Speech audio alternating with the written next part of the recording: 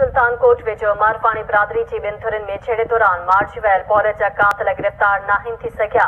वारसनि जो चवणु आहे त तकरार जो निबेरो थियो ऐं जवाबदार धुर खे 60 लख रुपया भरे ॾिना। उन बावजूद नौजवान खे संदसि अमड़ आरो गोलियूं हयूं वयूं। रिपोर्ट करे रहियो आहे इसरार चांडियो।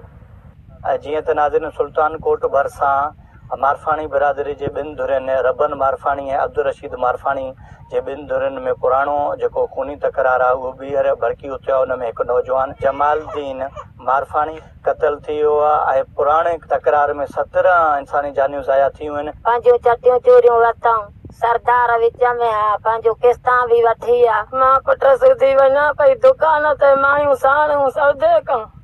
मां खां पुट खसे क़तल करे लुंडे आम लिखिया पिया 9 ॼणा हथियारनि सां मुंहिंजे पुट खे क़तल कयूं। भॻा इहे हेॾां ओलह पासे विया, अदालत कईनि। मुंहिंजे पुट जी अॼु ॾींहं ताईं का शइ अदालत न थी आहे। अमीर सरदार विचों पियल आहे, हिकिड़ो नाजाइज़ी करे ॾाढो करे आन 60 लख बि वठी आहे। उन खां पोइ दग वेंदे छोकिरो इहो पे दुकान ते उन खे बस्ट कयूं मारियूं। इहो ओलह तरफ़ विया हलिया। क़ुरान ते ख़ैर थियल 60 लख बि वरितल नाजाइज़ी करे कानून भञकड़ करे छो कई अथव। 8 ॼणा फेरन करे वो माना मारे आहे। असां अपील कयूं था हुकूमत हक़ करे, असां ना हक़ छलो आहे। अब्दुल गफूर थईम फ़ैसिलो कयो आहे, बाबल खान भई फ़ैसिलो कयो आहे, असलम अबड़े फ़ैसिलो कयो आहे।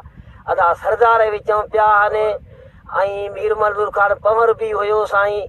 घणा ई सरदार हुया, ॾंड ॾोह बि रखियल आहिनि त जेको फिरे नाजाइज़ी करे त उहो वरी बीण भरे। असांजो हक़ कईने। जमालुद्दीन जेको मुंहिंजो नौजवान इहो मुंहिंजो भाउ हुयो, हुकूमत हिन टाइम ताणी त उहे गिरफ़्तार न कया, लेकिन कंहिं पिन हणी हुननि जे ॻोठ वेठी आहे अलाए छाजे करे हुन जा माण्हू नथी अचे। इहा हुकूमत जी महिरबानी थींदी उहे गिरफ़्तार करे कातिल असांजे भाउ जा बेदर्दी सां मुंहिंजे भाउ खे क़तल कयो हुयो।